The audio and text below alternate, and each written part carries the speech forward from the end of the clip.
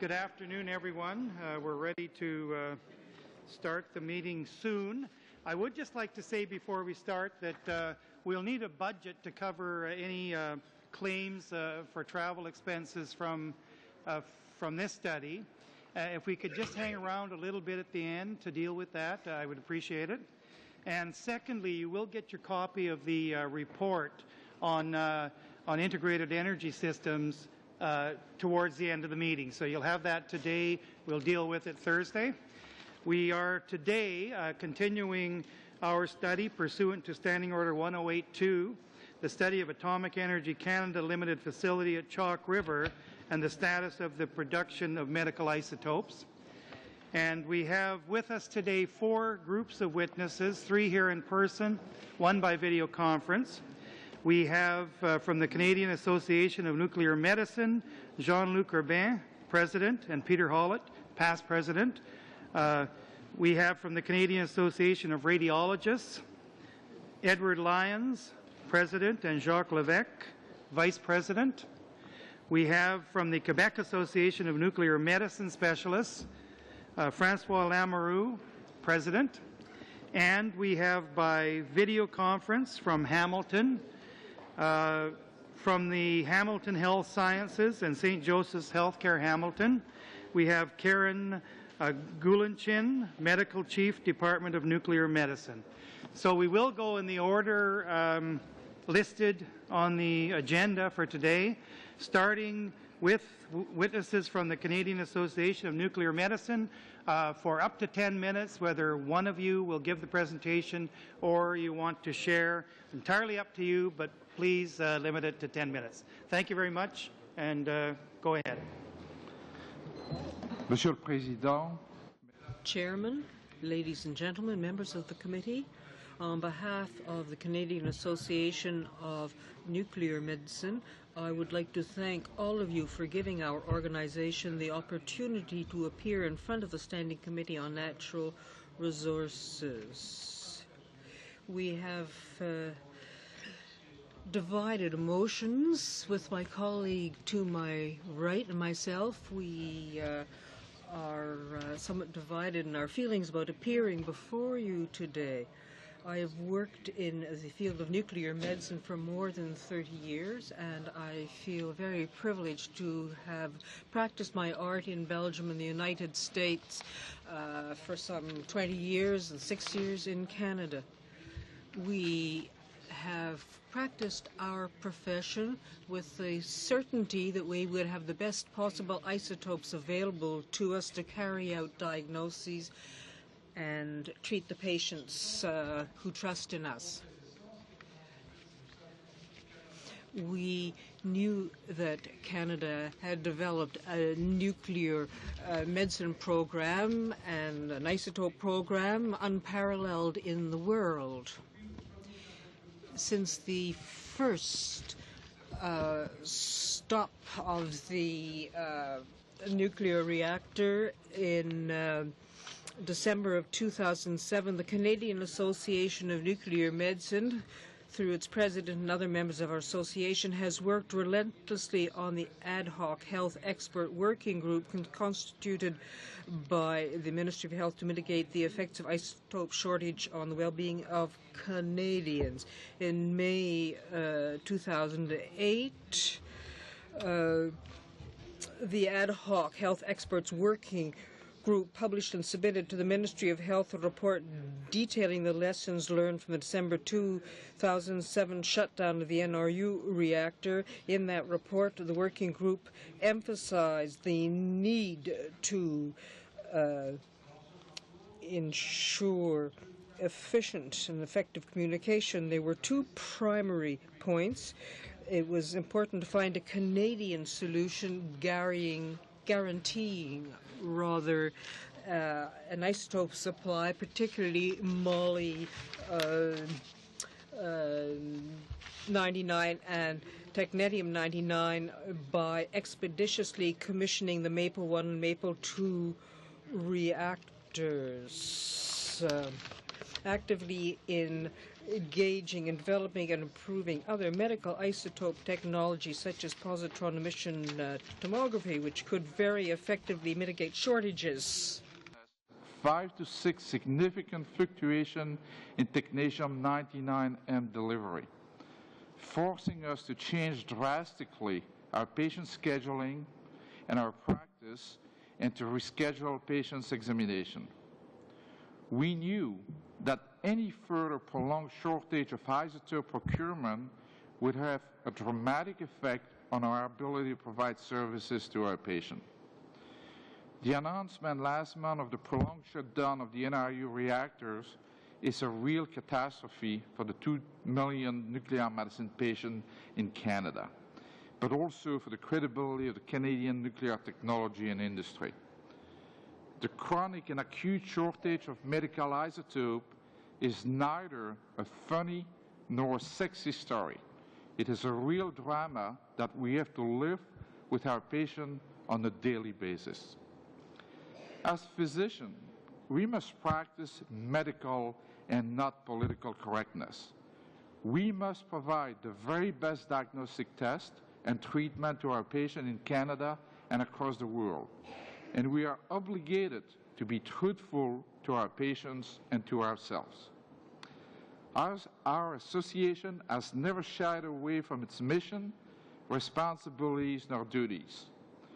While working relentlessly with Health Canada to try to mitigate as much as possible this new and prolonged crisis, we have expressed to the government, our patients, and the media our grave concern regarding our ability to deliver optimal diagnostic tests and therapeutic procedure.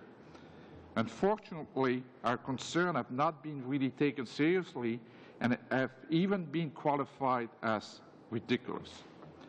In reality, the current crisis is forcing us to use 20th century medical isotope and diagnostic and therapeutics that are far from ideal. For example, we have now to use thallium chloride in replacement of technetium-99m labeled cardiac tracer in order to make the diagnosis of cardiac disease. Thallium was one of the first isotopes that we used routinely in nuclear medicine in the 70s and 80s. While representing a short-term alternative, thallium does not have ideal imaging characteristics, requires drastic changes in patient scheduling, and increased by a factor of 1.5 to 2 the radiation exposure to patients. We also have to replace some of our nuclear medicine tests by radiologic procedures that do not provide information on the function of the organs. I mentioned earlier that I've been privileged to practice nuclear medicine in Europe and the US.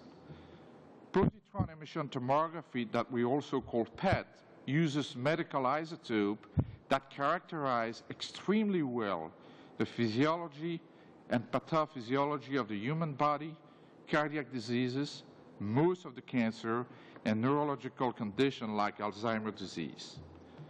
PET education and training was an integral part of my education in Belgium in the 80s, and in 1990, based on an overwhelming evidence of its usefulness in the condition that I mentioned above, the Belgian government decided to provide access to this technology to its 10 million citizens at no cost. Some of the nuclear medicine tests using technetium-99m can be replaced by PET procedure. Should Canada have authorized the physicians and scientists to develop and implement this technology in the 90s and at the beginning of the century,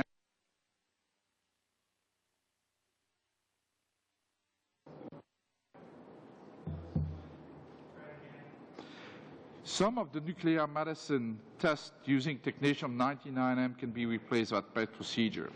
Should Canada have authorized the physicians and scientists to develop and implement this technology in the 90s, and at the beginning of this century, we would now be able to provide 21st century diagnostic tool to all Canadians. To our community, it is inconceivable that the Canadian must go to China, Singapore, India, Australia, Kuwait, Europe, South America, and the United States to have unrestricted access to this proven technology and receive adequate treatment with state-of-the-art isotope. In the eyes of our international colleagues, nuclear medicine in Canada is falling into a third, if not a fourth, world practice. The absence of PET has already taken its toll on the Canadians. I must say that I have never seen as many advanced cancer in my career than over the past 6 years of practice in Canada. Also, it is the first time in my career that I have been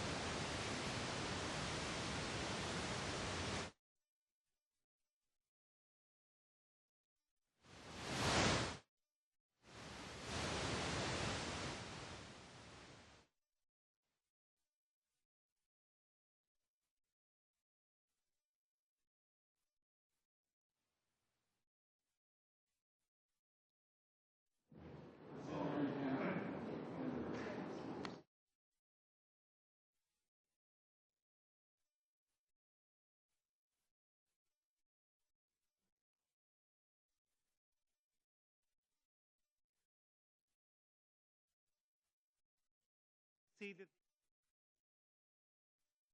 the mic is working. Could you try yours again, Mr. Urbane? Great. And just please continue, and we'll hope that it works from now on. Thank you very much. I'll try to be brief for the rest of my presentation.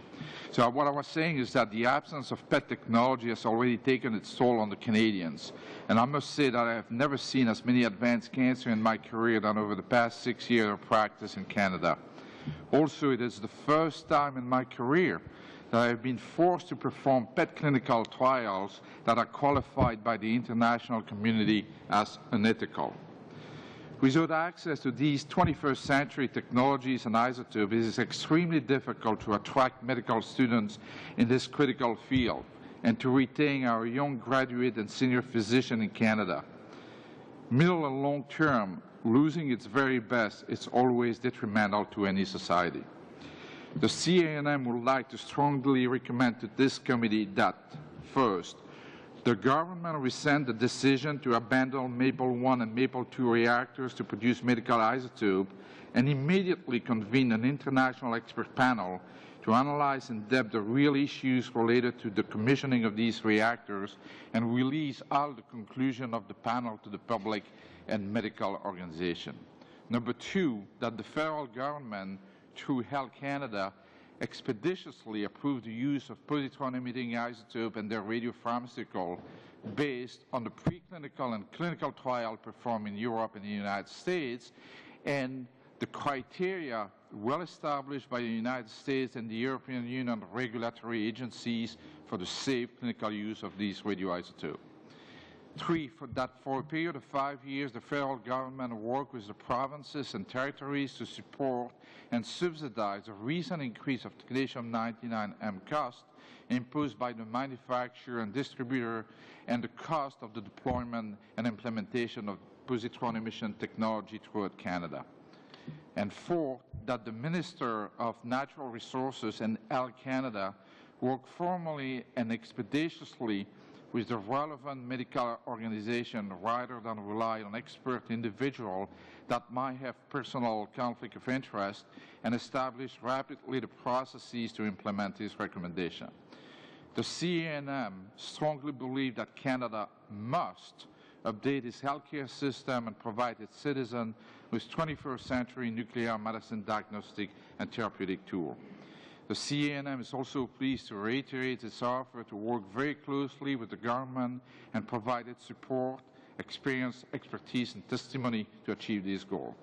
Dr. Peter Hallett, immediate past president of the CANM, and myself would be pleased to answer any question you might have, and we thank you for your attention.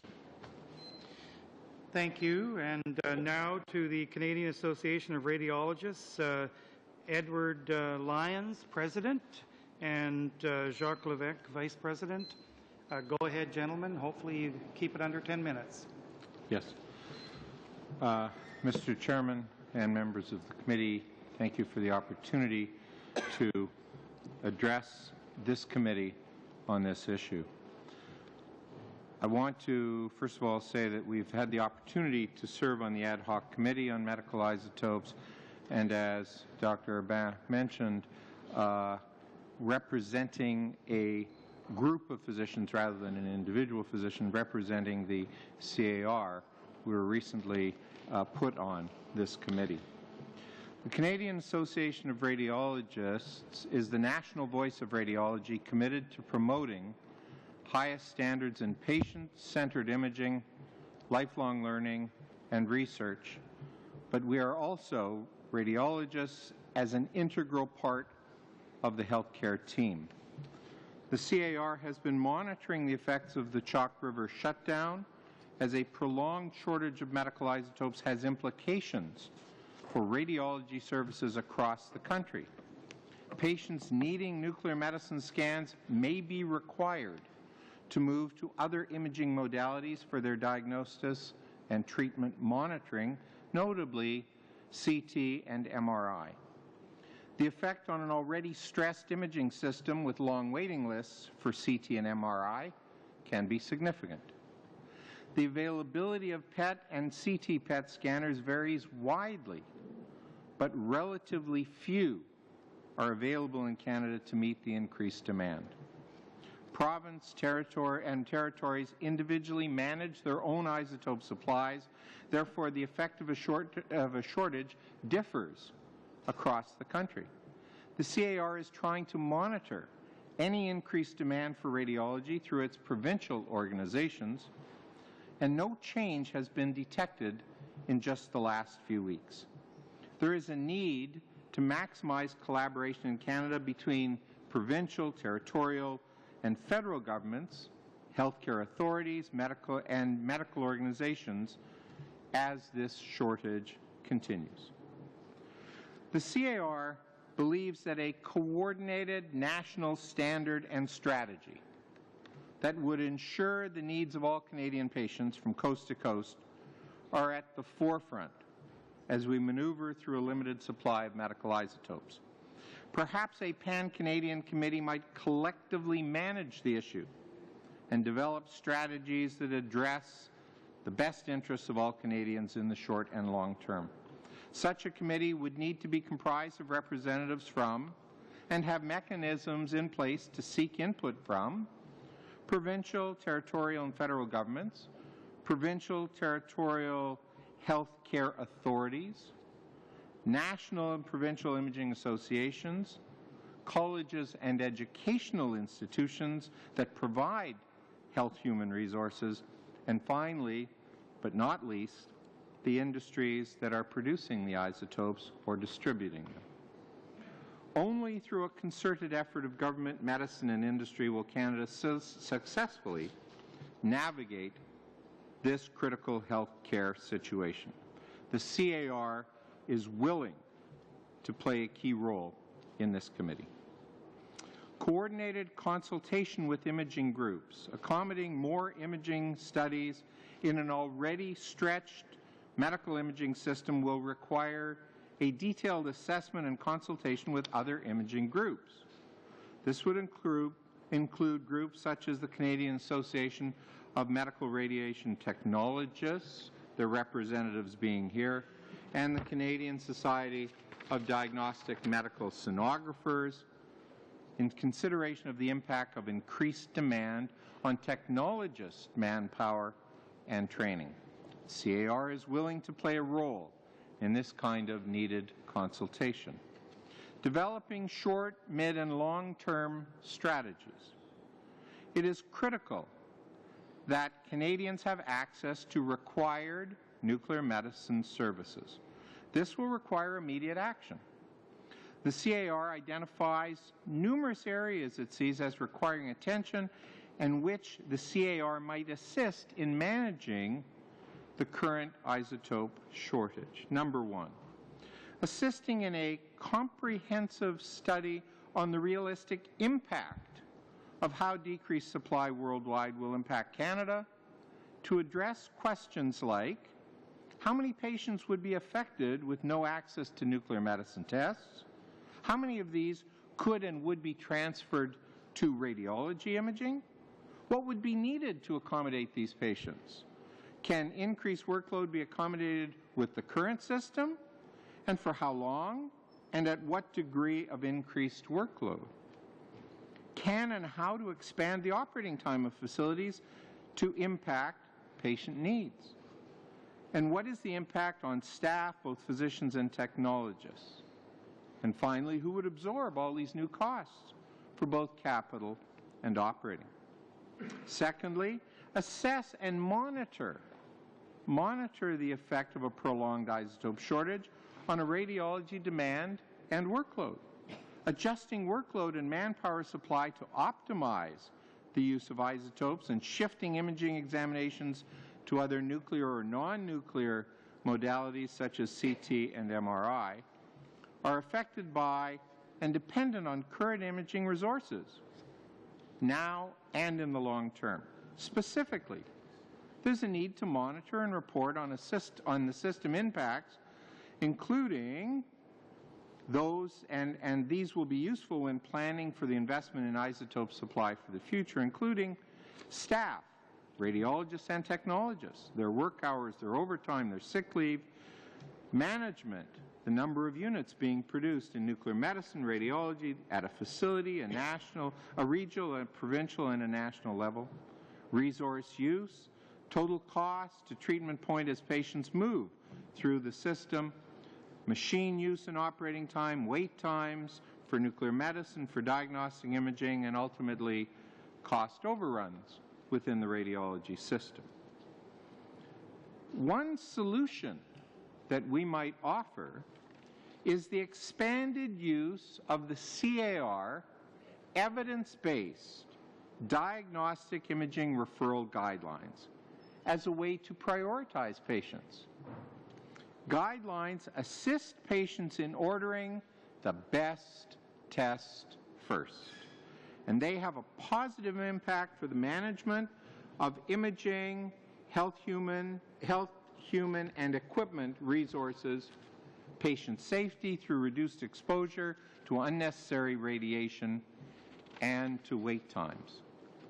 Improved management of current imaging resources creates more capacity. The CAR now has 5 years' experience implementing evidence-based and transparent diagnostic imaging guidelines with specialists, family physicians, general practitioners, and can help expand the use of these guidelines across the country.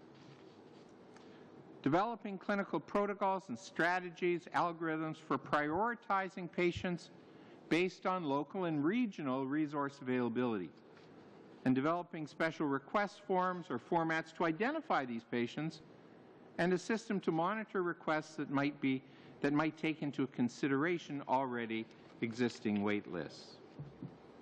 Assisting in the development of a coordinated approach to assess radiology needs to ensure that all regions have fair and equitable access to available isotopes and alternative radiology services. Finally, assisting in the careful planning and coordination for the long term that will be required to help avoid a similar situation in the future. Studying the need to expand replacement technologies such as adding more CT PET, CT and MR. The CAR might assist with issues to be resolved, such as how would the actual demand be met over the next 5 years, how many new units would be needed to meet the demand, how to deal with existing wait lists, how soon could there be a realistic increase in supply, and how can we meet the manpower needs.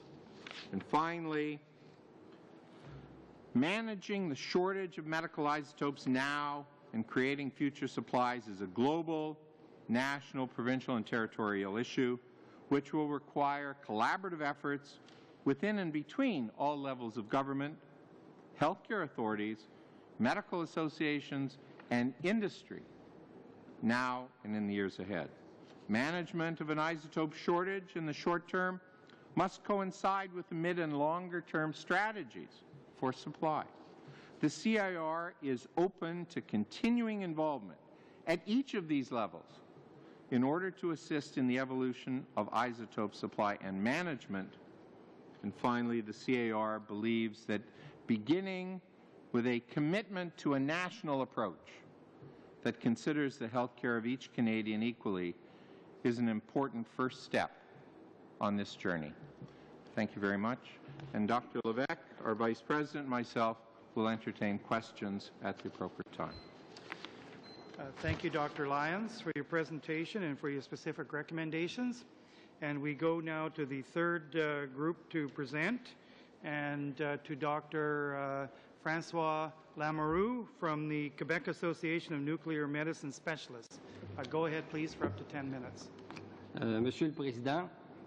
Chairman, distinguished members of the committee, I would like to thank you as President of the Quebec Association of Nuclear Medicine Specialists to give me this opportunity to appear before you on behalf of my colleagues. At the present time, we are not going through a political crisis, but a medical crisis. This morning on CBC, I heard heartbreaking evidence from a young cancer patient who is not able to get a thallium-201 treatment for his cancer.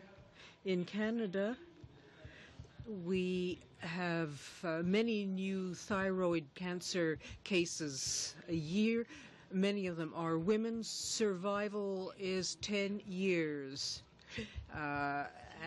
And this can be 85% successful. But if they do not have access to this treatment, what will their future be? In this country, we have reached this crisis. We have the sick looking after the sick because the government does not seem to be able to analyze, to recognize this catastrophe for Canadians who need these diagnoses and treatments. First of all, it was denied that there was a crisis. Now it's being referred to as sexy. How sad. It's sad to be a Canadian today. Who is going to protect the patients in this country? This medical disaster could have been predicted. Everyone knew that. The only thing we didn't know was not if, but when. And our association, as a national medical association, has offered its cooperation from the very beginning, but apparently there has been a preference for obscure advisors. Why is this? In Quebec, our association, in cooperation with the Health Department of Quebec, has immediately reactivated our system when on May 25th, 2009, this crisis occurred with the reactor. We have some 15 TOM or PET scan equipments, and we tried to reduce the impact on cancer patients who needed a PET scan, and we have sent them to centers around the provinces which can offer the service. So I think that we need to thank our government, which was able to set up these services. In France as well, there are many such centers. We also decided to extend our hours. Our technicians, our doctors, our secretaries get in touch with the patients and keep establishing new lists for appointments, change appointments, depending on the importance of their cases.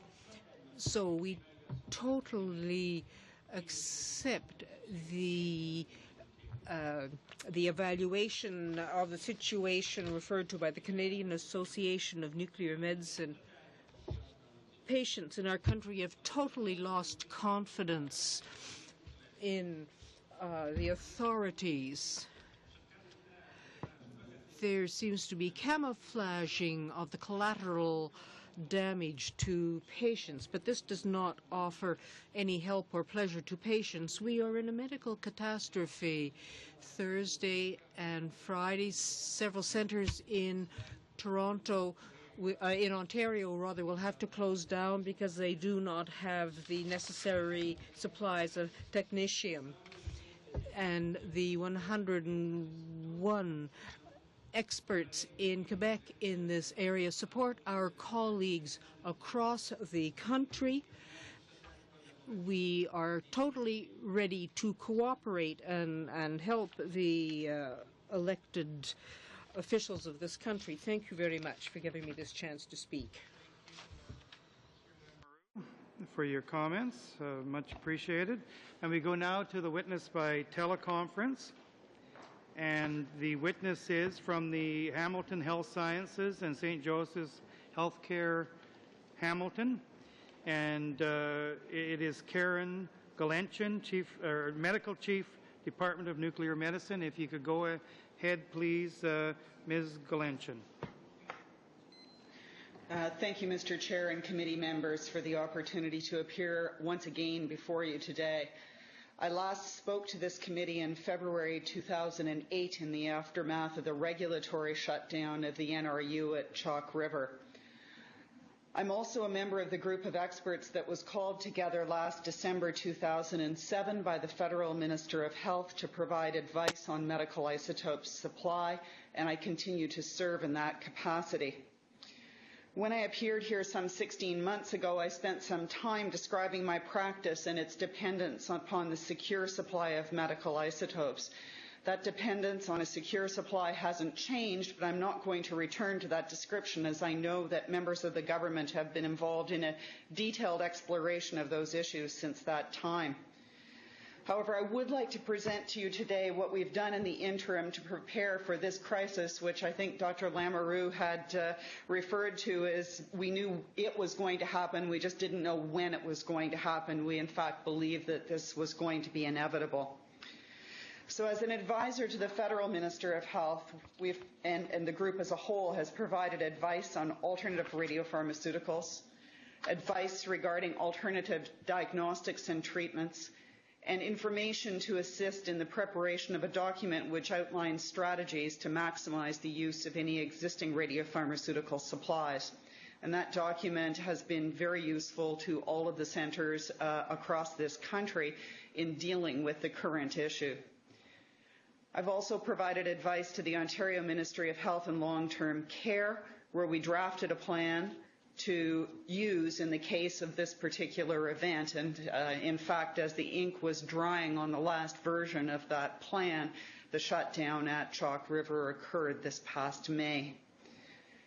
We've prepared plans as well to roll out sodium fluoride bone imaging, but that is only going to replace a small proportion of the bone scans that are performed across the province. That plan was worked on in concert with people at the Cross Cancer Institute in Alberta, and I believe another plan was worked on as well in Sherbrooke and Quebec. And finally, we have developed a plan to monitor the situation in each local health integration network across the province. Finally, internally, at Hamilton Health Sciences and St. Joseph's, my staff has been working to be sure that we were in a position to be able to take that plan out of the drawer and, in fact, implement it. In particular, we've developed communication strategies so that the medical staff and the public in our city here of Hamilton, all of whom are very concerned about the current situation, are kept informed. So where do we stand today? We're 4 weeks into the current situation, which was triggered by a safety shutdown at the NRU. Well, in large part, the planning undertaken by the nuclear medicine community in conjunction with the federal and provincial health ministries has worked. The radiopharmaceutical suppliers have developed backup supplies, but these are in smaller quantities and at an increased price. And of course, my organization and other organizations across the country are struggling within their constrained budgets to deal with that price increase. We've maintained our usual workloads for the first 3 weeks using these strategies, but last week we experienced a 20% reduction in the number of examinations that we were able to perform, and this week we expect a reduction of about 30% of our usual volumes. I guess to a lot of observers from the outside, it might not appear that there is a crisis, and that's because of the very talented and dedicated staff that work in each of Canada's 245 nuclear medicine facilities and radiopharmacies. Patients are booked and they're rebooked to make the best use of radiopharmaceuticals. Doses and patients are transferred from one facility to another to ensure that the patient in the greatest need of the examination receives the dose of the radiopharmaceutical. But the efforts to manage this situation come at a considerable cost. And I think that the increased costs of radiopharmaceuticals are perhaps the simplest example. More important are the opportunity costs. The time spent by a technologist to reorganize workflow rather than providing that extra bit of care that's really so important to our patients with cancer and heart disease. And the time spent by physicians and scientists managing this effort rather than teaching tomorrow's physicians or exploring new frontiers. So this is a costly event that we are attempting to manage. When I appeared here last February, I was asked the very difficult question as to whether patients would have died had the reactor not resumed operations. And the answer that I gave at that time was understood by the media to be no. I'd like to set that record straight today. In large part, what we are doing with here is dealing with a limitation in diagnostic testing as opposed to therapy that's been caused by a shortage of medical isotopes. A diagnostic test is one element of a process that begins with a patient complaint and leads to a history and physical examination by a physician and eventually to a diagnosis and the prescription of therapy. Appropriate diagnostic tests, as prescribed by the physician, are used to increase the certainty about the diagnosis. If the test is not available, then the level of certainty remains at a lower level, and in fact, the diagnosis may be incorrect. There are many steps between the initial assessment and eventual patient outcome, and the drawing of a direct line between lack of a specific test and the death of an individual patient is, in fact, a difficult connection to make. However, the withdrawal of nuclear medicine testing from the Canadian healthcare system, which operates at the best of times within significant constraints, is resulting in difficulties in delivering care to patients. I would like to think that we can manage this event, but if the level of medical isotope supply falls to the point that we are able to deliver less than 50% of our usual examinations, then I believe that deaths could occur due to the additional strain placed on the healthcare delivery system. I want to stress again that although we are coping reasonably well in mitigating the impact on patients at this time, this is taking a toll on our healthcare system, each individual involved in the system, and in particular the patients. It results in increased costs and the refocusing of already stretched resources. I'd like to thank the committee today for the opportunity to appear before you, and along with the others, would be pleased to answer any questions you might have. Thank you.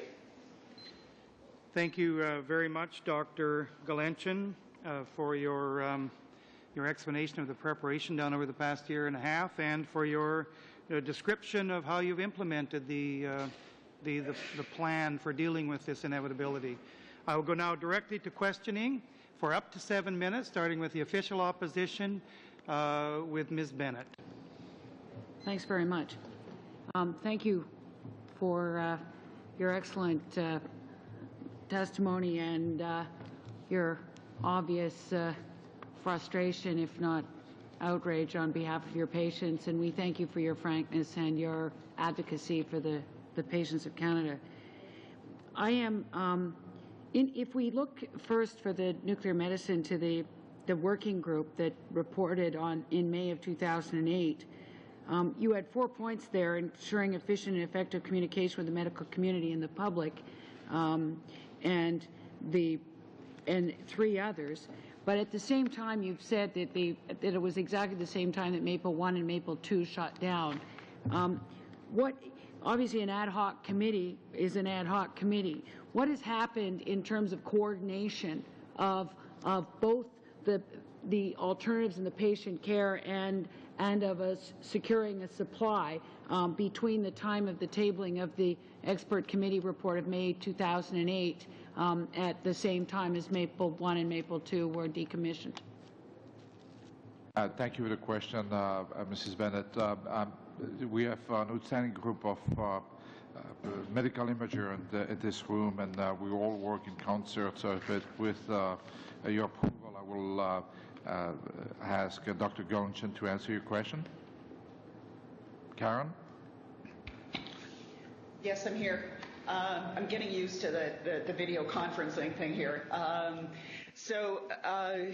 There has really, the working group's efforts, along with the Federal Ministry of Health, have largely been focused on strategies to maximize the use of existing supplies. We have spoken, I think, in the group on many times about the need to secure the supply of isotopes. I don't think as a group we have the expertise to say how that supply should be secured. But clearly having 5 reactors, all of which are more than 40 years of age and therefore likely to suffer difficulties and breakdowns, does not leave us in a situation of having a secure supply. So I would say that we are disappointed that there has not been more movement forward on this particular issue. committee has not had a process for over this past year since the shutdown of Maple 1 and Maple 2. So that there's not a... I have before me the draft guidance for maximizing supply of technetium before me, and it seems to be based on the Ontario plan.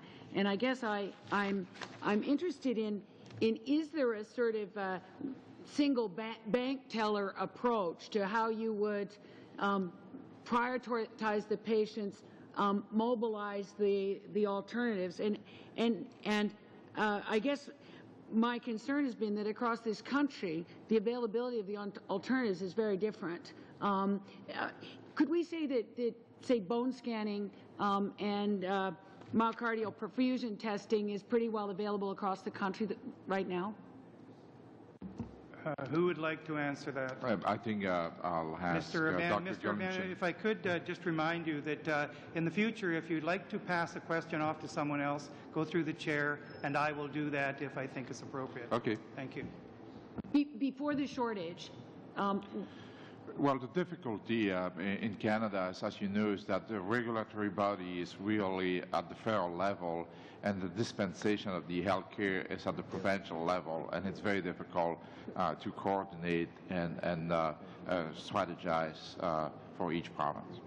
So in terms of the cardiac testing to begin with, 20 years ago you stopped using thallium for a good reason.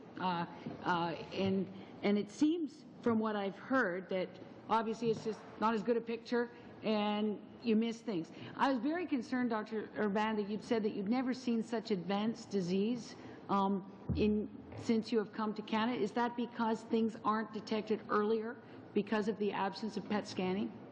There are two aspects to your question. One is the thallium issue. I have to say that images with thallium are pretty good in today's world because the equipment has made a lot of progress. It's not the ideal tracer, though, for the reason that I've mentioned. But we get, it's a good temporary alternative. To your second question about the fact that I've witnessed a lot of advanced cancer due to the lack of availability of PET scan, the answer is formally yes. And in the unavailable of the alternatives, I mean, if this had begun a year ago, I mean, I believe that all these guidelines were prepared for a shutdown of a month. The prospect of 3-6 months, I don't think is in any of these guidelines. If we had to move forward on PET scanning for Canadians, it would be, how would you do that across this country in terms of being able to get the, obviously Quebec has lots of them because it's a European model that obviously you feel that the rest of Canada has sort of slid behind. I understand that for some of the PET scanning pharmaceuticals, and certainly in your second recommendation in terms of the Health Canada, the minister said that she was expeditiously approving things. I understand that you would need FDG and F18 to be approved immediately, as at the moment it's just being used for research. Have you had any word from the minister as to whether these will be approved? Except that it's looked at it expeditiously, the answer is no.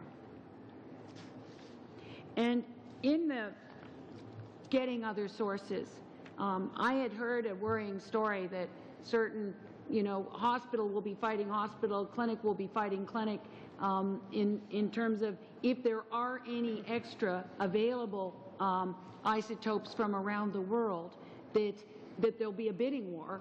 And are you hearing that the federal government will have any ability to secure any of these extra, or will the United States just pay more and mop it all up? Or how confident are you that any of the extra capacity from the Dutch reactor will come to Canada? I'm not confident at all. To the contrary, it was very clear from the OECD meeting in Paris in January that the change of supply is very complex, and in case of shortage, we do not know if we indeed going to go into a bidding war, which is definitely likely. As I mentioned in my report, over the past 18 months, we have seen 5 or 6 shortage of isotope. One day we would get notice that we would only get 60% of our generator capacity for no explanation. So clearly it has been very frustrating, and right now we are operating on a day-to-day basis. Thank you, Ms. Bennett. And we go now to the Bloc Québécois, Madame Brunel, for up to 7 minutes. Bonjour, bonjour, messieurs. Good afternoon to our witnesses. Dr. Lamoureux, you were talking about a medical crisis, a serious crisis, a worldwide crisis. From what I've heard this afternoon, I find this something which causes a great deal of anxiety. I see that you have already referred to the shortage of isotopes should start a week after this shutdown took place. So we see that this is what is actually happening. And in the same interview, this was a press interview, you said that technetium is used something like 90% for diagnostics and so on. And you said because of the shortage, many diagnoses have to be put off and surgery as well. So you were very eloquent about this, and I'm thinking of what Dr. Urbain was saying us, the fact that the lack of technology has caused harm in Canada. And we can see that there is this problem with cancer, and there has been a delay in fighting this disease. So I address my remarks to Dr. Lamoureux and Dr. Urbain. How do you view the action or inaction of the government with regard to this crisis? Does the government really realize this is a serious medical crisis? Are they taking the necessary measures to reach a solution?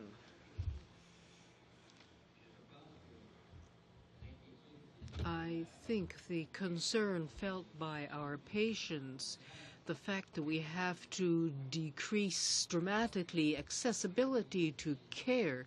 Well, we knew for some 3 years such a crisis was on the horizon, and I think measures should have been taken far earlier to avoid the situation which we find ourselves in, because the hostages in all this are the patients. They need urgent care, and as Dr. Golinchin was saying, if production drops to 50% or under 50%, this will be extremely serious for patients.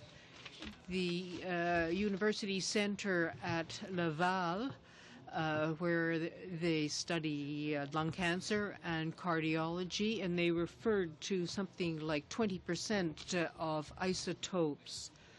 They are doing acrobatics to try to provide accessibility to patients. I think that a government, when it is in power, should govern. They should make decisions. Decisions should have been made 3 years ago. There is a social responsibility, not just for Canada, but worldwide.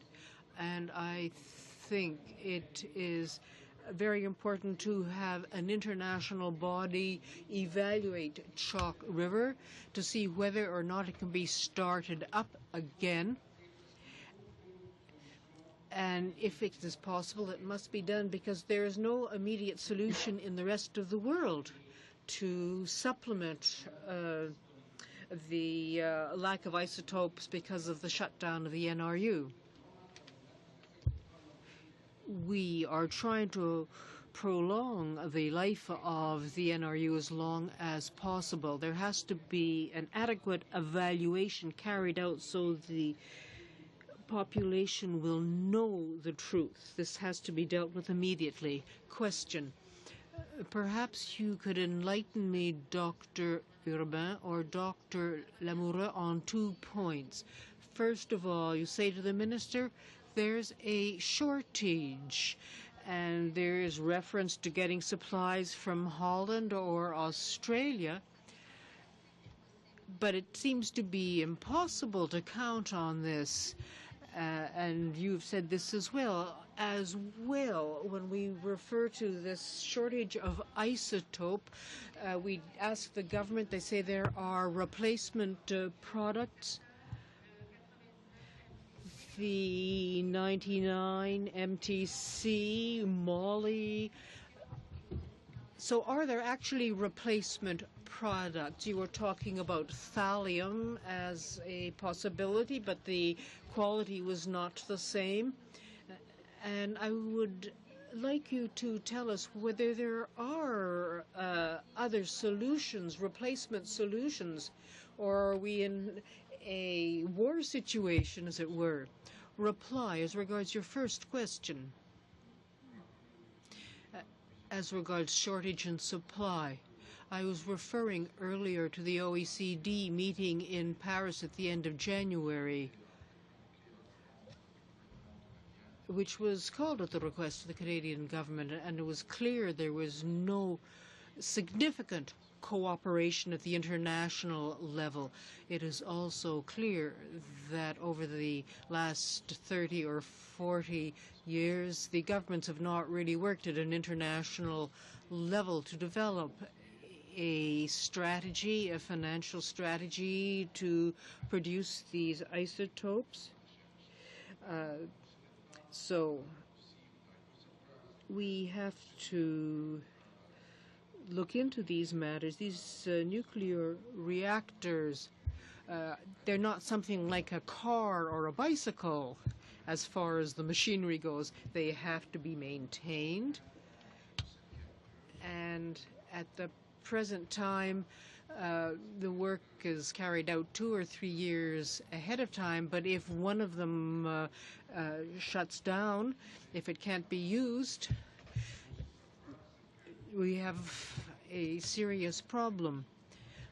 And we have the Canadian reactor using moly or technetium. When we talk about 50% production, well, that's 50% of world production, but the French reactor only produces 3% of world supply. Another one produces 9%. But I think that it is not as clear-cut a situation as it might seem, and I think that international governments at the international level, measures should have been taken many years ago. And I'm sorry, have I answered your question? Thank you, Madame Brunel. To 7 minutes, please. Thank you to our witnesses for being here and on the line. I want to take us back to 2007 for a moment. The isotope crisis that happened at that time was described by the then Natural Resources Minister in saying that had we not acted, people would invariably have died. Was that an accurate statement, Monsieur Abbé? Oui, je pense que Yes, I think so. indeed accurate. Has the situation improved in this current crisis? I think the situation is worse in this current crisis. Okay, so if in 2007, when Chalk River was expected to be shut down and the government then fired Linda Keane, there were more reactors operating internationally. We now advance to 2009. The shutdown at Chalk River is now a minimum of 3 months. Potentially, we're hearing much, much longer than that. The international supply has become less now in 2009. Is this a situation of life and death for Canadians who are seeking cancer diagnosis and treatment? In fact, the supply is probably a little higher because in 2007, the Holland reactor, the Dutch reactor, was not in line and only came in line last year. Let me give you a picture in terms of death and life. So picture a patient who's waiting a myocardial perfusion assessment, a cardiac myocardial scintigraphy study assessment in order to decide if he's going to need a triple or quadruple bypass surgery, being told, well, we are sorry, but we cannot perform this test because today we don't have isotope. So the answer is yes, it could be a life and death situation. The January 30th of this year was Canada facing an isotope crisis. There are so many things that we have been facing over the past few weeks and months that I don't recall exactly where I was that day. But as I said, over the past 18 months, we have lived through 5 or 6 shortage of isotope, being told overnight that tomorrow you're only going to get 60% of your quota.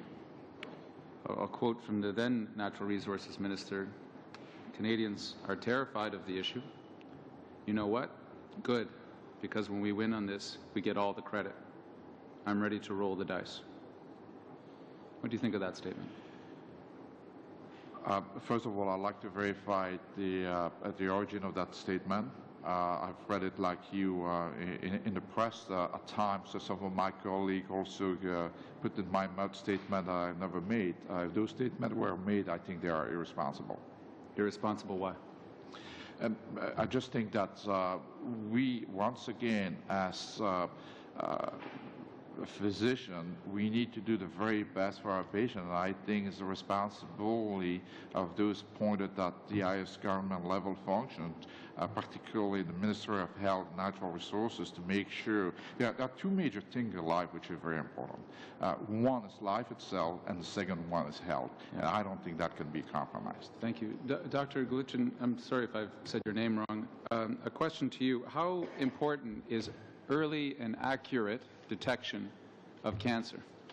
How critical is that in the survivability, the health of patients as they battle cancers? Well, the patient's best chance for proper treatment is that cancer be diagnosed early when its extent is limited, and and accurately, so that appropriate treatment can be prescribed. The government has expressed to us that they feel they have alternatives, they have substitutes. We're hearing that they are not as accurate, they are not as good, that they double the exposure of patients to radiation. Is this something that you would recommend to your patients? Is this something that would allow for the accurate and early detection of the possible cancer they have? I'm sorry, if you're talking about the increase in radiation dose that Dr. Urbane spoke of, he was talking about thallium, which is the drug that's used for imaging heart disease, not cancers. If you're talking about the concept in general, should we be advocating for increased radiation dose when we do an examination? No, we should not be advocating for increased radiation dose. The appropriate principle to follow is that the dose be as low as is reasonably achievable. However, in the current situation, what we are working with is the fact that we do not have access to the amounts of technetium-99m that we would normally have, and one is then put in a situation of making a decision as to whether the test is necessary to be done now with perhaps an isotope that will result in a higher radiation dose, or whether one is in a position that one can wait. Other alternatives include accessing MR examinations or CT examinations, as has been talked about by Dr. Lyons. Sometimes those are appropriate, other times they are not appropriate and cannot show everything that the isotope test may be able to show. Doctor, if I can, just for a second. These things are always... Just to understand what it's like for you then dealing with a patient when you have to pull out these alternatives, these other techniques that are less than what you would like to do. What's that conversation like with the patient and their family? That conversation with the patient and family is like many conversations that we have. One describes the benefit of the examination, one describes the risk of the examination, one describes the risk of not doing the examination or deferring the examination. and then one helps the patient and their family to the best choice for the patient under those circumstances. And as I said, this is a matter of balancing risk and benefit. Thank you. Question about supply, Mr. Urbain. Does Canada have a guarantee at all in any form of supply of medical isotopes right now? Well, first of all, there is never any guarantee in life. The second thing is the answer is no, Canada does not have any guarantee. My understanding is that the Minister of Natural Resources is trying to secure some agreement with the other country producing isotope. But no guarantee, no ability to go to Canadians and give their doctors or those receiving the treatment and the diagnosis any sense of how long they might have to wait for the possible detection of the cancer that they're facing? We don't have the best guarantee that Canada can give itself is to look at Maple 1 and Maple 2. We go now to the government side, to Mr. Trost for up to 7 minutes. Yeah, I guess I would like a little bit of feedback from the witnesses. I heard Dr. Urbain say he was first concerned about problems with Canada's system for cancer about 6 years ago when you first started your practice in Canada. I heard Dr. Lamoureux mention about 3 years ago. When did you, as doctors who specialize in nuclear medicine, begin to become concerned, first of all, about the safety of supply of the world's, I guess, nuclear medicine system? Because looking at it from my eyes as a layman, we have 50-year-old reactors. 25, 30, 35 years in, I would have thought there would have started to be. So 3 or 6 years ago seems to me a little bit short, like maybe we should have been concerned about this 10 or 15 years ago. Would that be an accurate viewpoint? Well, I think that this is reflected in the paper that you have received. As I said before, Belgium, for example, approved for the use of positron emission tomography for cancer, cardiac purposes, and also in neurological situation in 1990. So you're accurate in saying that basically the positron emission tomography story started 25 years ago. So quickly, because I just want to follow up on that point there. So should we as a country started to have expanding the use of that technology, the positron emission topography, back in the 1990s? Is this something the provincial and federal governments of that era, and I guess continuing forward, have not really engaged on in the way they should? Well, we have 25 years of delayed in implementing that technology, except in Quebec. Okay. Does anyone else have any comments on those two quick questions? No. I guess my next question or point is this: as far as the long-term strategy for securing isotopes from your perspective. From my perspective, having sat on this committee now in one form or another over 5 years, my term in Parliament, what has puzzled me is our strategy seemed to have been put all the money on the maples, you know, sort of the equivalent of going into a casino and putting all your chips on one roll of the dice. Has there been any thought to other technologies or in many ways diversifying our supply of systems beyond the maples? I mean, it's basically being keep the NRU running, and then if somehow magically we can get the maples to actually work. Has anyone been proposing other solutions over the long term other than those two solutions? Many countries in the world that look at that. You can produce a technetium with linear accelerator. You can produce a technetium with cyclotron. They're not very cost-effective solution. Now, remember that you don't have one dice. You have two dices because you have Maple 1 and Maple 2. But they're the same technology. I'm sorry? It's the same technology. Yeah, but if you have two cars, one way down, you still have the other one to go to work. Okay, but sir, my problem is this. The engineers at AECL, the physicists at AECL, they can't figure out how to make these things work safely. So either we let the things work in an unsafe manner with unpredictable physics, or we don't use them. I mean, what are we going to do? Start up a machine and let her blow up and then have an even bigger problem in our hand? Or have we found out some magical, mystical way that the AECL engineers haven't been able to figure out? Well, look, if I would tell you today that you have cancer, you would be not very wise not to consult and have a second opinion. That's why we're calling for an international panel of experts. Second, my understanding is that AECL built a reactor very similar to the Maple one in South Korea. That reactor has been... I appreciate what you're saying, sir, but candidly, from more technical witnesses, engineers and physicists, they've come to different conclusions than you have. And while I would very much hope your recommendation would be accurate, the engineers we've had before us have told us very differently.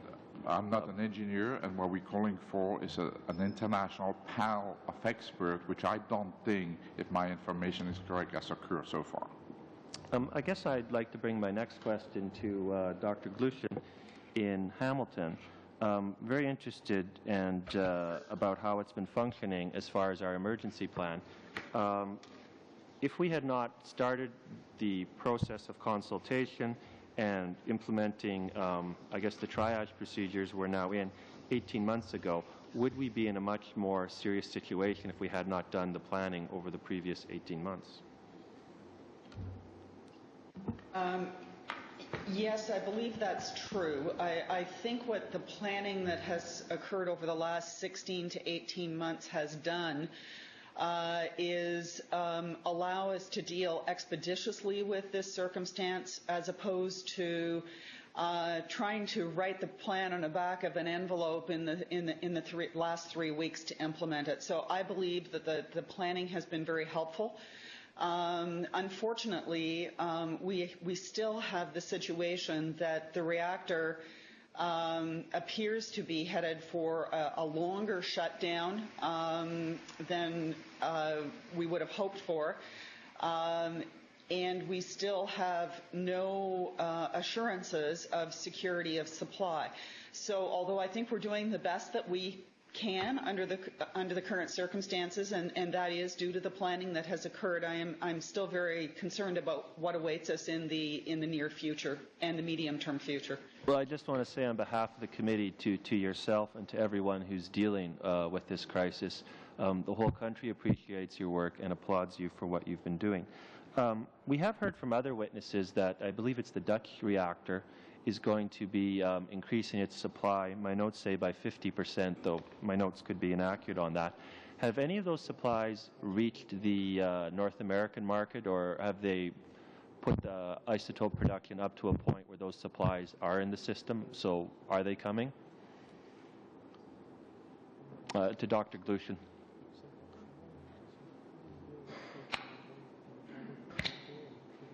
We have a technical problem here? Okay, I think I'm ready now this time. I was having a little trouble with my audio, I'm sorry. I do not believe that at this point in time we are seeing increased amounts of molybdenum going to the generator manufacturers in North America. The slight increase in supply that we have for this week has occurred as a result of some activity leaving, I believe, South Africa and heading off to Lantheus. And the Lantheus Central Radiopharmaceuticals purchasing generators from Covidian. But I think that's sort of a redistribution of the molybdenum that was already out there, not an actual increase in supply from the Petten reactor. But if the Dutch do get the supply online, it will very much help ease the situation. Is that not correct? Yes or no? Very short answer, please, Doctor. I'm afraid I can't answer very much. I don't want to qualify it. It will help. I don't think that very much it may be the correct adjective. Thank you. We go now to the second round, a 5-minute round, to Mr. Baines from the official opposition. Go ahead, please. Thank you very much, Chair. I'll be splitting my time with my colleague, Mr. McGuinty. I have a very brief question. In today's opening remarks, it was described as sick, looking after the sick, the situation that we're dealing with. This is an issue of life and death, and one key indicator used to indicate why this issue is of life and death is that anything less than 50% in terms of the isotope supply makes it a situation of life and death, because you're pitting one patient against the other ultimately and making those tough choices when you prioritize the needs of the patients and the diagnosis. Where are we now in terms of the isotope supply? And how do we measure that, and how do we track that, and where do we stand? Are we at that 50% threshold? Are we below that threshold? Are we above that? That's the question. I believe the question's being directed at me, since I was the one who used those numbers. At the moment, we're at about a 70% supply level in Hamilton. The amount of supply probably varies from site to site within the country. I think the question about the monitoring effort is a very good question. I know what the monitoring plan is for Ontario, and we are having our first telephone conference call in our own local health integration network tomorrow. I cannot tell you what the monitoring plans are outside of Ontario. I know Ontario does have a plan, but the remainder of the provinces, I'm not able to inform you what that plan might be. Just a quick follow-up. Do we have a national number of the isotope supply?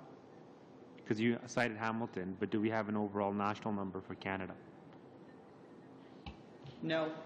Okay. Mr. McGinty, you have 3 minutes. Thanks, Mr. Chair. Thank you very much, ladies and gentlemen, for being here.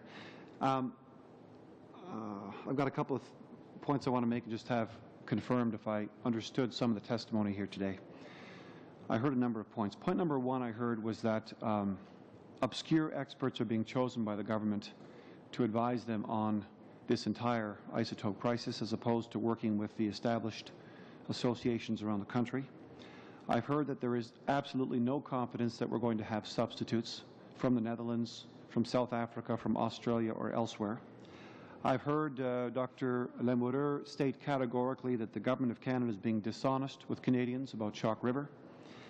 I've just heard our good doctor on video conference, and Dr. Glenchen basically say that she's not able to tell us how many isotopes we have in this country. She can't confirm that we're going to see any increase in supply, and can't tell us whether we've hit the 50% threshold, after which she says in her own testimony can lead to death, may lead to death, I should say, doctor, according to your testimony. I've heard that the best guarantee for Canadians now and for Canada is to re-examine the Maple reactors. And Dr. Aubin, I want to congratulate you on your patience with respect to the questions you received from the Conservative government member about nuclear security and safety. It's very, very, very disturbing and rich for Canadians because this is the government that fired Linda Keane, our chief nuclear safety regulator, at 11:15 p.m. at night with a phone call from a previous minister the day before she was scheduled to testify for Canadians. So it's very rich for a government to now say that they're possessed with security concerns. Can I ask you a very pointed question, please? In the government's plan for the guidelines, draft guidance for maximizing supply of TC-99 during a shortage, something struck me, and I have a children's hospital in my riding. I want to confirm this. It says here that any bone scan for newly diagnosed or established pediatric cancers are kids, since there is no alternative to TC-99M bone scans for the pediatric patients in the event of a shortage. In English, for viewers who are watching, does this mean that if we don't have the isotope production, the isotopes that we need, children with cancer, pediatric cancers cannot be properly diagnosed? Can you help us understand what this means? I think you're absolutely correct, and you read the statement correctly. So we don't have an alternative. The only alternative that we could potentially imagine, and we are very reluctant to use that, would be sodium fluoride and positron emission tomography. But remember, we're dealing with children, so we don't want to use an excess of radiation when we don't need to. Children are a major problem, major nightmare for us. Have the children's hospitals across this country been informed of this? I mean, do they know that these shortages are looming? We heard just moments ago that the Ontario head of nuclear medicine says rural hospitals in Ontario starting Thursday morning will have no isotopes. Do our children's hospitals and their pediatric cancer experts know this? Well, I think Quebec might be a little different. For the rest of Canada, as I said earlier, basically we're dealing on a day-to-day basis with whatever we receive or whatever is left from the day before.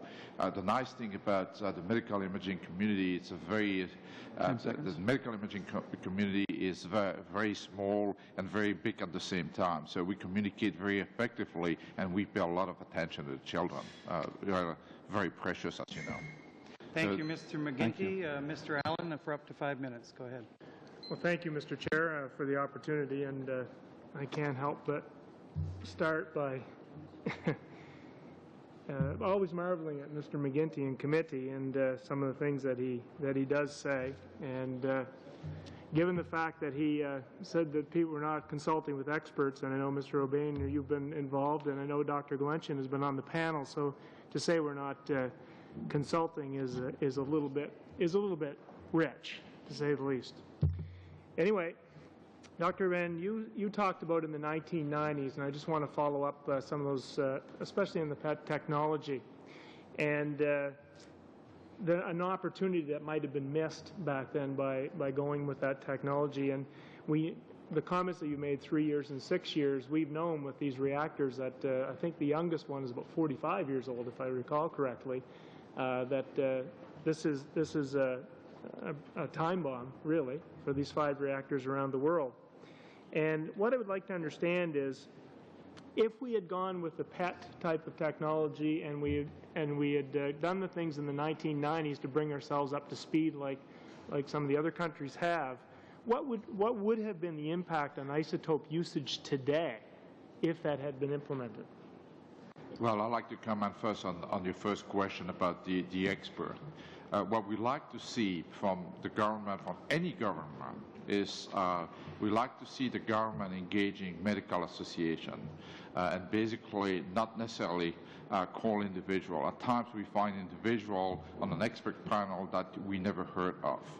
That's the first thing. In terms of PET scintigraphy, it's going to vary from province to province, but we estimate that if we had PET scintigraphy available today in Canada, we would be able to shift from anywhere from 10 to 20, 25% of the technetium study toward PET.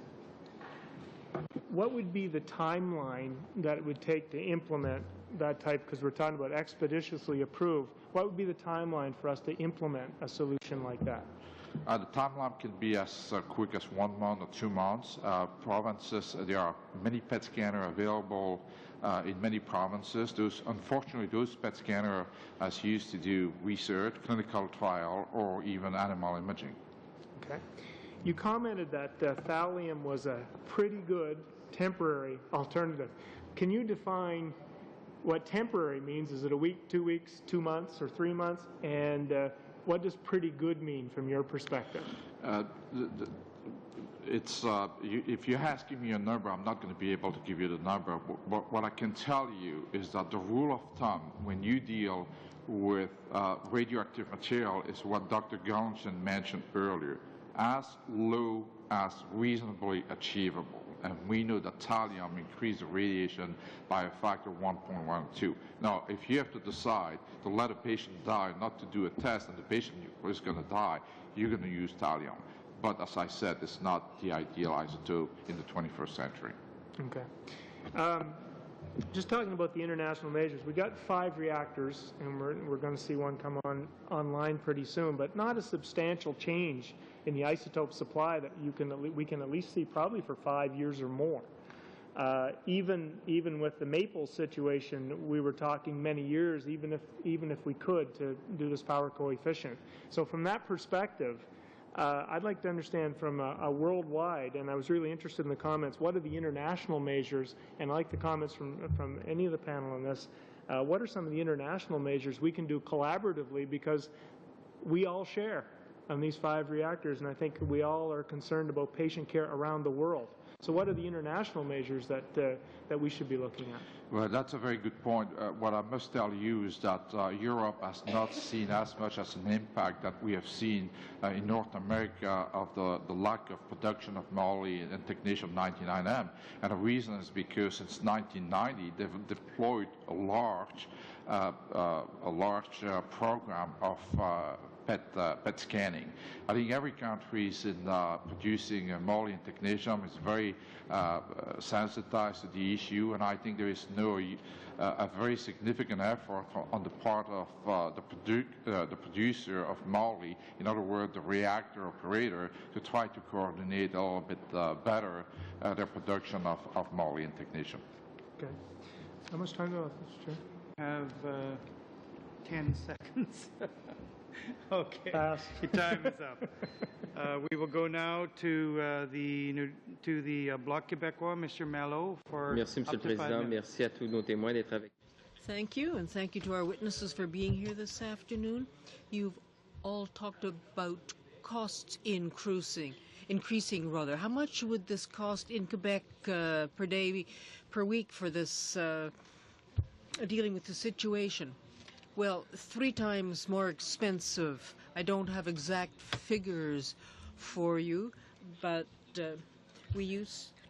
we are paying 3 times as much, for example, for technesium. And in Ontario, the Ontario Association said it's $5 million more, so it should be $3 or $4 million more that it's going to cost.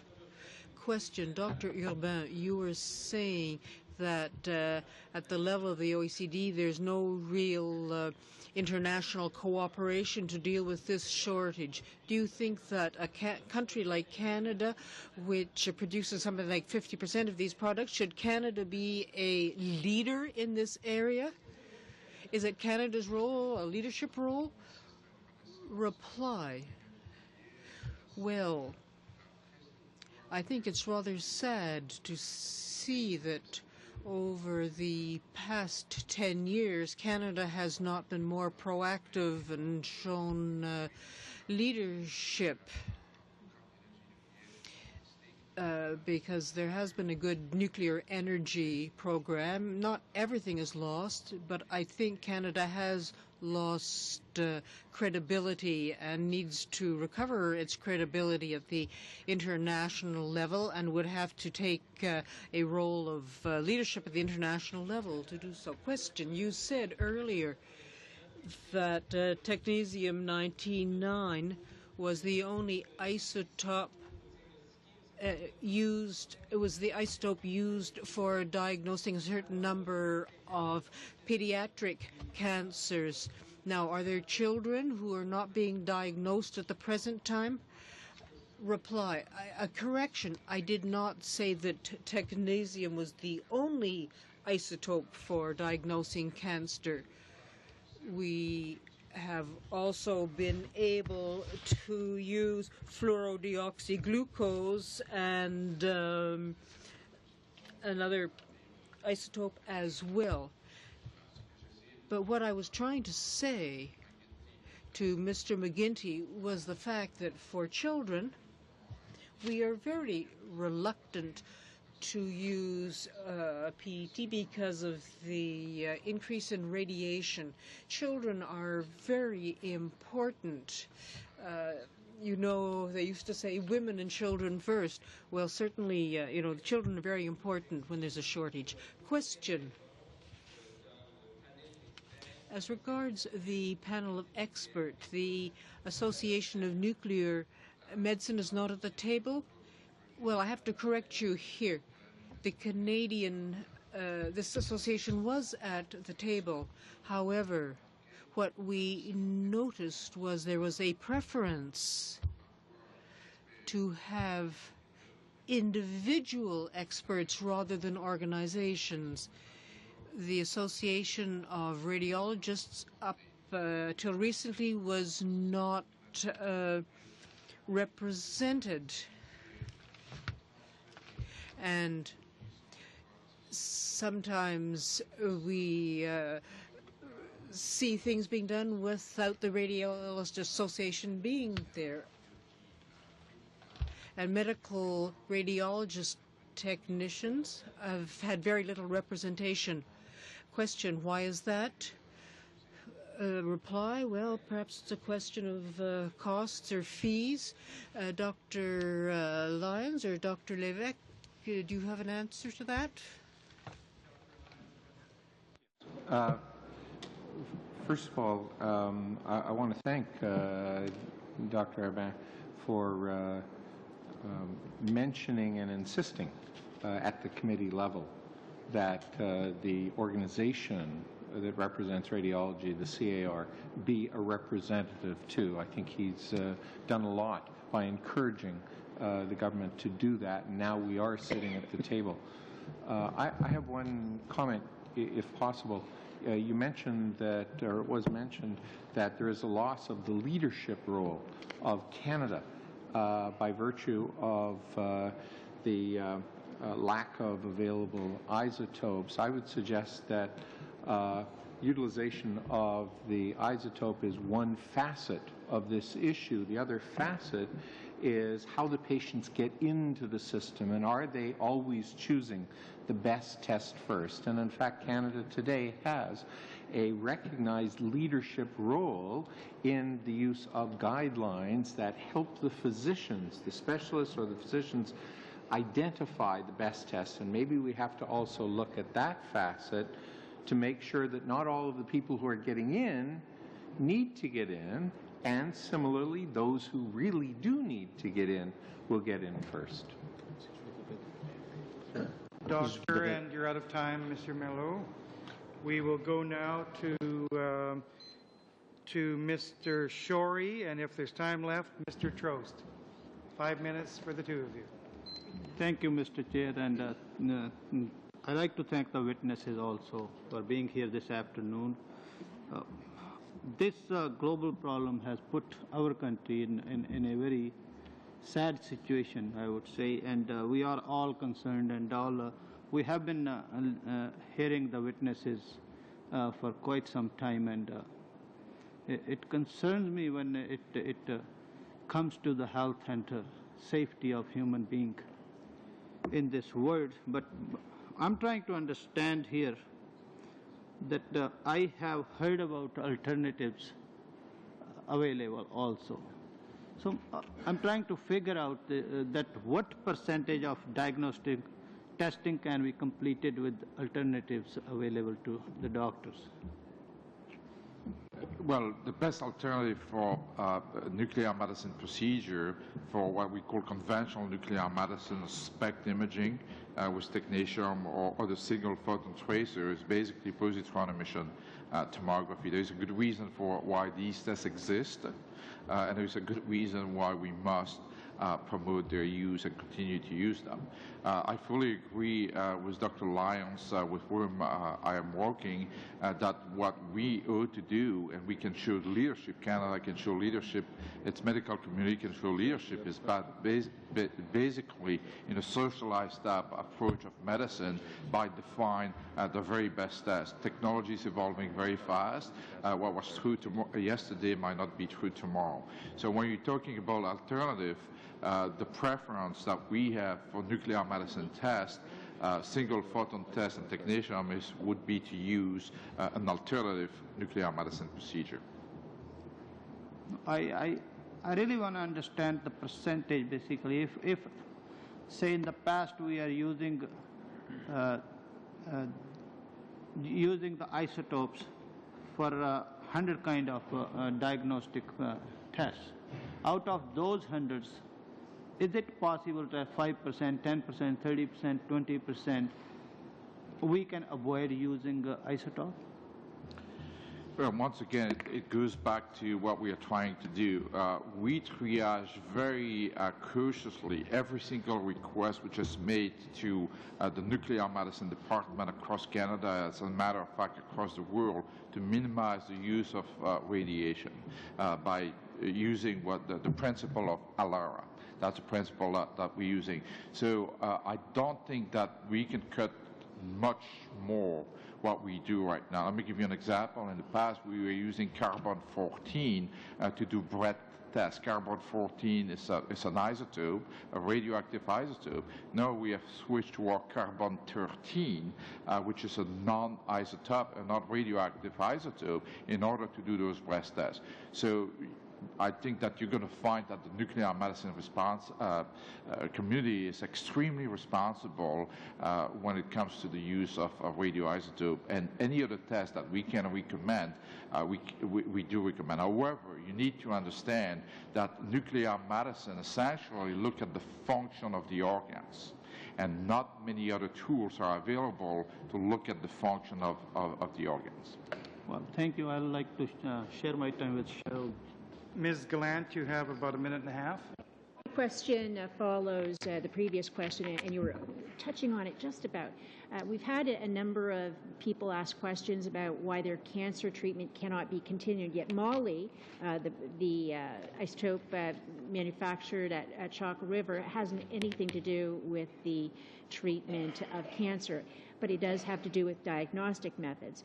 Now, when somebody's undergoing a treatment, they have to have their organs looked at to ensure that this treatment isn't having a negative effect. Are there alternative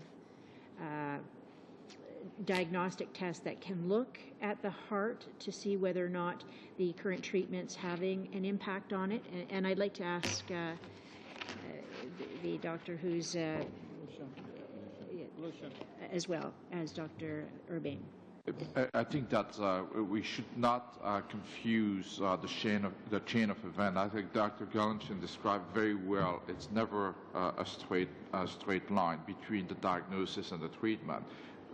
You do not fix a problem without knowing what the problem is. And the problem can be structural or can be functional. And in order to have a comprehensive understanding of what the problem is, being cardiac or being or oncology, cancer, or any other problem, most of the time we need both the functional and structural aspect. Okay. Dr. Gallanchin, would you like to answer that as well?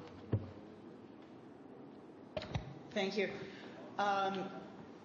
If we are talking specifically about cardiac function tests that are being monitored as a result of a patient, say, receiving chemotherapy, and we want to be certain that the patient's heart isn't being adversely affected, yes, there are alternative tests. Some of them, echocardiography would be one. A certain percentage of patients, perhaps up to 15 to 20% of patients, may not be suitable for echocardiography for a number of different reasons. Another possibility would be to use MRI imaging, but this is where, as Dr. Lyons has described, we run into very, very significant constraints. It's expensive to do an MRI. They are not particularly widely available. And as well, some patients may not be able to tolerate them because of claustrophobia. And every time we look at other alternatives, we begin to run into some barriers. The system is structured now the way it is structured because we like to think, at least, that in most cases we do the best possible test for the patient. Sometimes we run into barriers because of lack of availability of those tests. Thank you, and thank you, Ms. Gallant. We go now to the next round of 5 minutes to the official opposition, Mr. Tonks. Okay, and if there's time left, Mr. Baines. Thank you, Mr. Chairman. I do understand the international leadership issue that Canada has taken. We saw X-rays, however, of the NRU reactor, and it would, to a layperson, it would not look like it's going to come on back on stream quickly. And so committee, I think, does understand also that 100% of the isotopes from the NRU was going down to Lantheus, medically treated with its capacity to be used, and 10% was coming back to Canada. And I guess in the short term, the only suggestions that seem workable in the short term are not the Maple reactor if the testimony we heard is accurate. The short-term solution that's been put forward by the CNM is recommendation 2 and 3 with respect to the positron, which has clinical testimony in other countries, and looking at the licensing provisions and so on, and enacting that very quickly. My question's twofold. One, how quickly could that happen? And my second question would be to Dr. Gallanchin, is with respect to the McMaster reactor, if that reactor could be mobilized quickly, could it help to replace a large portion of that 10% that's coming back into Canada from Lantheus through MDS Nordicon, if an agreement could be reached? My two questions. Dr. Gallanchin? Okay, so I'm answering the second question first. I live and work in Hamilton, and I have very good relationships with the people in the reactor, but I'm not directly connected to the reactor. My understanding of the proposal that McMaster has put in front of government is that they are, in fact, in a position to be able to produce molybdenum. Molybdenum would need to enter the supply chain. They are not in a position to produce reactors, so molybdenum would have to enter the supply chain at the level of Nordion. Whether or not that material could be specifically earmarked for Canadian uses, I think is, I just don't know the answer to that. That would be subject, I think, to contract. The reactor staff believe that it could supply a large proportion of Canada's requirement for molybdenum should it be possible to earmark. If the chair of the committee is agreeable, I would love Dr. Peter Olet to address your question about PET. Thank you. I simply represent the province of Newfoundland. That's where I practice. We don't have PET imaging in Newfoundland. We send our patients originally to Edmonton. We tried sending them to Ontario but ran into barriers there. We now send them to Halifax, and in the event that we had to switch totally to PET imaging for our patients, first of all, Nova Scotia patients I'm sure would come first, and we'd have great difficulty in accomplishing that. Certainly in my area of the country, we'd be in big problem. Okay, thank you. Thank you, Mr. Chairman. To Mr. Baines, you have a minute and a half. Thank you very much, Chair. My question is to Dr. Galenchin, and I hope I pronounced that name correctly. It's with respects to the government's plan. We've talked about it extensively today, that in the past 18 months they've deployed various initiatives, but it's predicated under the notion that there would be a short-term temporary reduction in supply. As we see today unfolding, it seems to be much more prolonged. So there doesn't seem to be a plan per se for a prolonged shortage of isotopes in case, and we know the history at Chalk River. So my question is, when we talk about this plan, it only pertains to a specific scenario, not necessarily the scenario that we're dealing with today. Is that a fair characterization?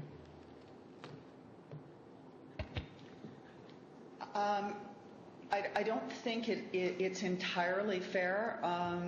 Quite clearly, we are going to continue to use the strategies that we're using right now in order to do the best that we can for our patients in our current circumstances.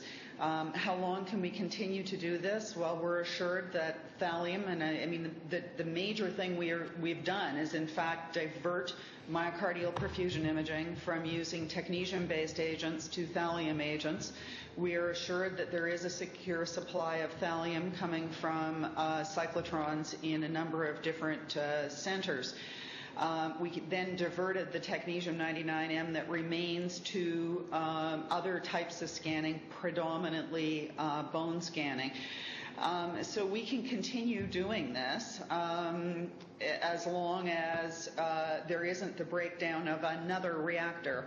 I think if there is a breakdown of another reactor, we are going to rapidly move into a situation that perhaps cannot be managed without some inputs coming either in alternative imaging, which I think Dr. Lyons spoke to, or the expansion of the ability of PET imaging. So I think we can continue where we are right now, but I am very concerned about the scenario where we lose another reactor. Thank you very much, Doctor. We go now to Ms. Gallant with the question, followed by Mr. Trost. Thank you, Mr. Chairman. Dr. Galenchin, in speaking about alternative diagnostic tests to moly-based medical isotopes, you mentioned that restrictions to use increased with cost and availability. To what extent are patients being told cancer treatment cannot be conducted due to perhaps the costs related to using other diagnostic methods? To the best of my knowledge, that hasn't occurred. However, every hospital facility in the province that I come from, Ontario, has signed an accountability agreement with government and is in a situation where they must abide within their funding envelope. Certainly my financial people have not told me that I cannot spend the additional money to maintain my service levels. They've told me, in fact, the exact opposite, to please go ahead.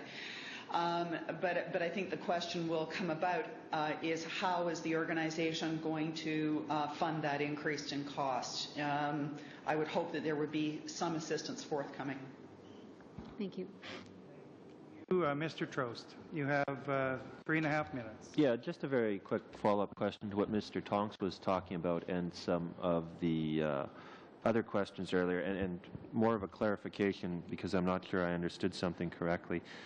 Talking again about the PET technology and perhaps any other diagnostic tools, from what one of the witnesses said earlier, I got the impression that this could actually be done fairly quickly, like a few weeks this could be ramped up. We could divert from other non-human medical sources. I'm seeing nods of agreement, so it sounds like I understood that correctly. Are those steps being taken by the Provincial Ministry of Health and the people involved as far as you know? And could you verbalize what you were nodding to me? I see my light coming up, so I'm assuming that you're looking towards me for an answer. I am, but not everyone. The record will not necessarily reflect nodding. So. Quebec is definitely been very proactive, and my understanding is that in Quebec, as we speak, positron emission tomography study using FDG and sodium fluoride are being performed. Ontario has been a totally latecomer. My understanding is that but can that be done quickly all across the country? Absolutely. We have 13 to 15 And PET you're scans. giving that recommendations to the ministries of health everywhere, and are they responding to that? We have given that recommendation to the Ministry of Health of Ontario in 2003. Okay. Thank you. And if Dr. Lyons wants to comment about anything else about other diagnostic tests or so forth that could be relatively quickly implemented. The other imaging studies such as CT and MRI are mostly structural, but as the technology increases and improves, they become faster and faster and also then give you functional information. So there is beginning to be a little bit of a crossover. But can we do that in the short term? I'm not talking 2-3 years. I'm talking 2009. I'm getting, again, nods. But correct. The new technology out for the high-speed CT and MRs is available. Again, the waiting list, but with appropriate prioritization. But we could divert from some of the vet colleges and things of that nature. I mean, there's always the jokes about you can get an MRI scan if you're a dog but not a human being. Could we then, the private sources, the vet clinics, could we divert them over to be used for human patients? Probably not. I think the vet clinics, and again, I don't know that, but I think they use a relatively small bore rather than the larger and larger bores that are required in humans.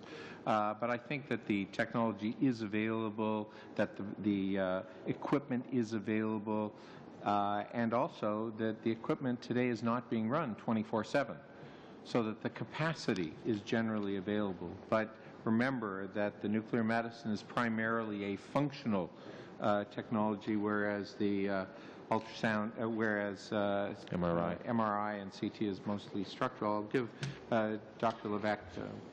Just a complimentary answer. It's very clear in my mind that right now there is a short-term problems and you want to have a short-term answer.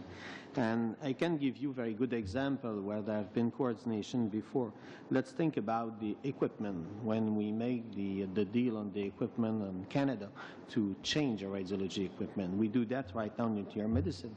But we have done that also with InfoWave, the PACS.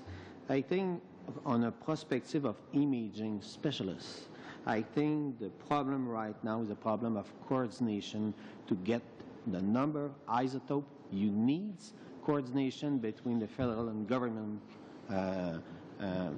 body. Et je pense que si on met des modalités d'imagerie alternatives.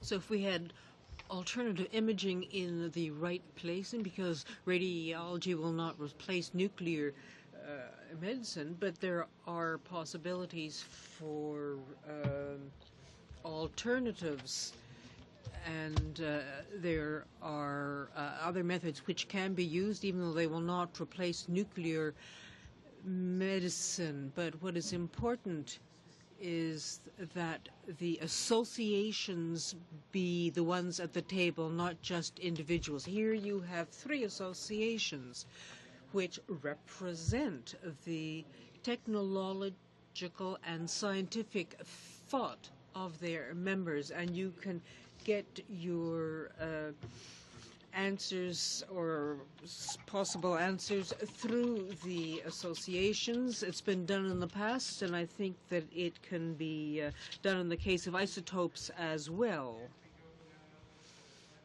Mr. Chair, Mr. Chair, it's Dr. Galencha. Go ahead, yes. I was looking to see who was speaking. Go ahead. I'm terribly sorry. It must be a little odd. I did want to respond to the question regarding the rollout of PET in other provinces. Dr. Urbain will not have been aware of the fact that literally as I walked into this conference room today, the Ontario government did respond with our request to implement sodium fluoride imaging in the province in selected cases. And is moving, in fact, to make that available to its citizens. So Dr. Urbain had no way of knowing that because it literally appeared on my BlackBerry as I walked into the room. Thank you, Dr. Galencha. And we go now to Mr. Allen for up to 5 minutes. Thank you, Mr. Chair. Just a couple of questions that I would like to ask. I'm trying to sum this up in terms of the alternatives out there. And what I'm hearing is with the PET, we can probably get to 20, maybe 25% of our requirements. And I'm assuming they're also with the existing other technologies we have today with maybe some investment in that we can probably replace some other isotopes usage in our system. Is that a fair statement, as opposed to building a new reactor? I think it's a fair statement, but don't make a connection between new technology and reactor. We don't know what these new technology will use tomorrow. Right.